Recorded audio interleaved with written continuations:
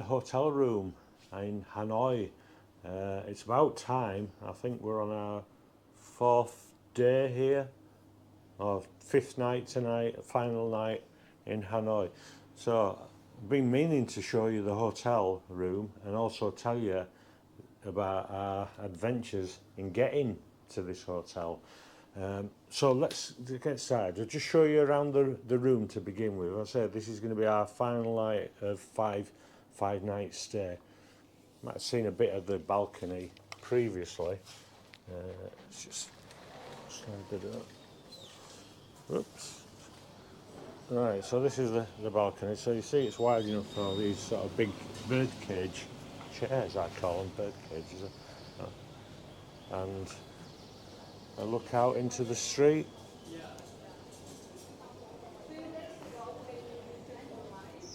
Yeah, so, whoa, trapping myself in the bird cage. Finding my way through the curtain. There we are. Right. Okay. So, yes, let's get the right way. Oh, yeah, sorry. The room tour, sorry. Right, so, little small table, easy chair, desk. It's all pretty standard. We're in this is called a triple room with a balcony, so that is the triple bed. That's the third bed.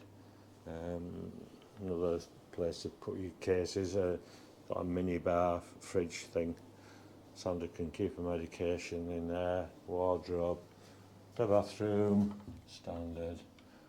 Oh, very nice. Oh, very nice.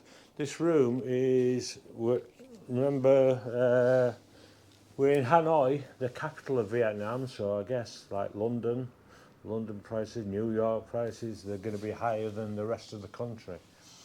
We're paying about, I'll put the full price on the screen when I edit the video, but I think it's something around £33 a night for this room. No breakfast, but the hotel staff in particular have been really good. I'll get to them. The lady on reception, two ladies actually, both been really good. They helped us get tickets for the aquarium the other day, and just generally helped us out with getting the SIM cards working and all that kind of the stuff that us old folk don't know about. So we set off from Manchester Airport. It was a flight. We were flying with Qatar Airways all the way to Vietnam. Qatar Airways from Manchester to Doha Airport in Qatar. It was a 7-hour flight. Flight was packed out. Just a straightforward flight. Food and everything was all right. So we got to Qatar. When I booked the flight, we had a 3-hour layover in Doha, but as the time schedule shifted, all probably to do with this war where they're sort of cutting down on flights and everything, people not wanting to go to the Middle East, that transfer time cut down and down to about 2.25 hours, I think it was, when we were due to set off. Anyway, the flight didn't leave. It was half an hour late leaving, so that cut into that minimal layover time. So we were down to about 1 hour and 3/4. We were very panicky, not thinking, well, how are we going to find our way to the next gate, or having to go through security again and all that stuff. Are we going to make it onto the flight to Hanoi? We needn't have worried, because as soon as you get off the flight, there was literally a couple of dozen Qatar staff there waiting to help you with transfers. Some for those that had a immediate flight, second flight, they had the golf buggy to take them down more faster, speedier to their gate. But we were okay. It was actually only a 10-minute walk from getting off the airplane to going to the gate that we needed to be at, and we didn't have to go through secondary security again either. We sat in the lounge area, just where you wait by the gate, got called onto the aircraft, if I tell you that we didn't have to wait to be put on the aircraft by zones, which they had to do on the first flight because it was full. It was like zone 1, then there's zone 2, zone. So in pieces, you got boarded onto that aircraft. This one, they just said, right, everyone come forward. And the reason for it is we had this like huge aircraft, and there was only 30 people on the flight. Well, that was good. This turned out to be the best flight I've ever had. And the air hostess said, yeah, once we'd sat at our book seats, which I'd paid, 40 quid to book them seats, and that was a waste of money, really.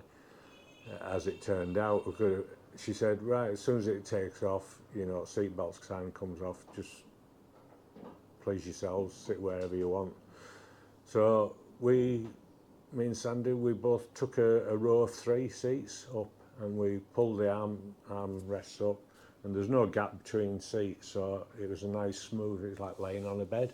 So for 7 hours, basically, we'd had a full meal on the first flight, so we were still full. So we just had a snack and a couple of drinks on the second flight. We didn't bother with the meal, and just kind of slept. Although sleeping on an aircraft, you're always aware of what's going on, and you're waking and falling asleep again. So it wasn't proper sleep, but much better than if it had been a packed out plane and we just sat upright, for sure. So yeah, the best flight ever, and that was a 7-hour flight again, the second one. So we landed in Hanoi about 7 a.m. and we had a taxi booked. The hotel had laid on to pick us up, and that was straightforward.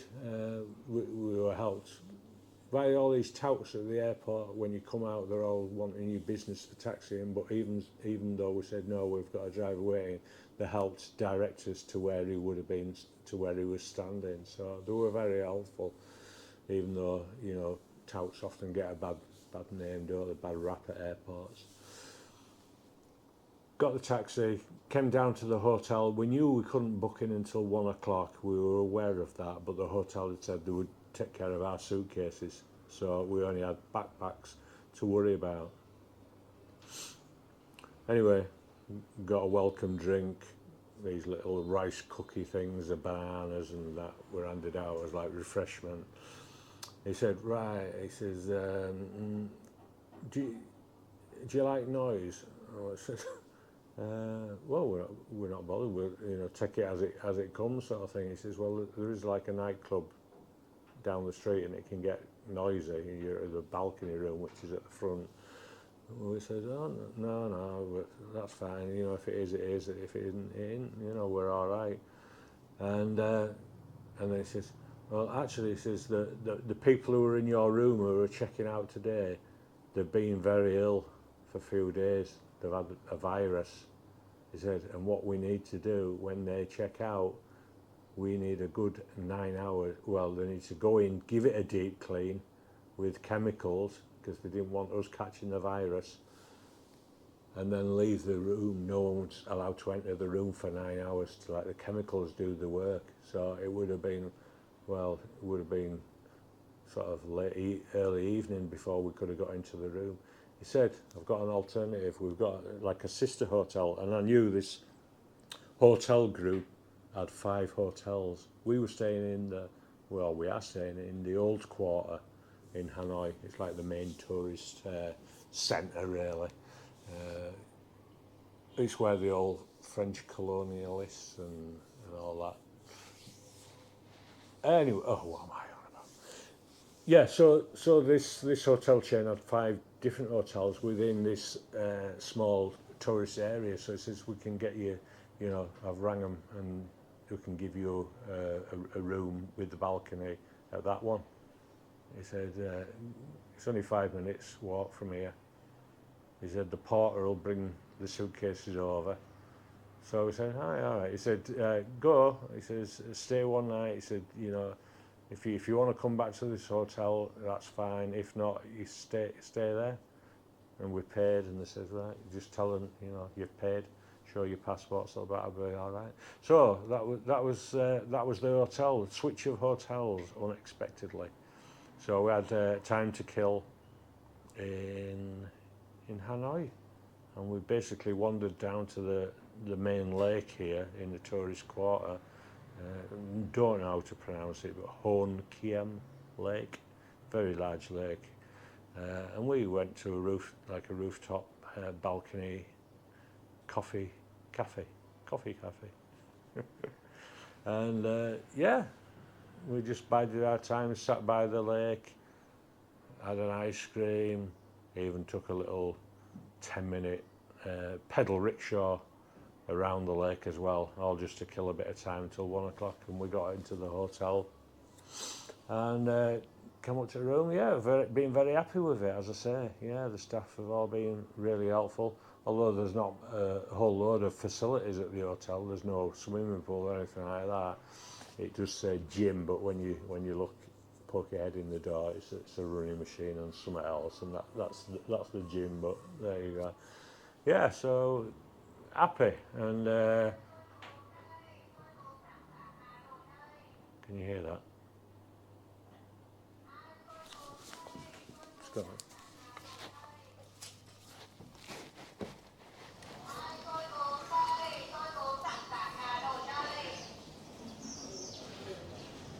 so, lady pushing the trolley, selling stuff. You see the merchants coming by on the scooters and stuff, all like that lady pushing a trolley.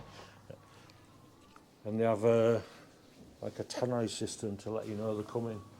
You probably even see the bin men. They have happy music when they're working to help them do the task of clearing the rubbish. Yeah, quite nice. I look forward to the bin men coming on tonight. So sing along time. Yeah, so that's it. So tomorrow morning we check out. We've got a bus booked for 9 or 9:30, and it's a 6.5 hour journey. We're going to town or city called Sapa, and it's up in the hills, the mountains. So change of scenery, a slight change of weather. Since we've been here in Hanoi, it's been 38, 36, 34. 34 has been the minimum. It's been even like temperature 10 o'clock at night is still 28, 29. So it's been very hot. It is due to start quite a number of days now with rain could fall during that time, and maybe some thundery showers. That's Hanoi, and also up in Sapa. We'll have a couple of nice days, we know, with the full sun in Sapa when we get there. And then, yeah, there's rain, thundery showers and what have you. But, you know, we don't worry about that. And we have some kind of idea of what Sapa's about from watching videos. But yeah, we'll take it as it comes. Hope you've enjoyed that little look around. Standard hotel room, really, isn't it? And when we get to our next room, I'll give you a little tour around that as well. Okay then, till then, Dodgering out.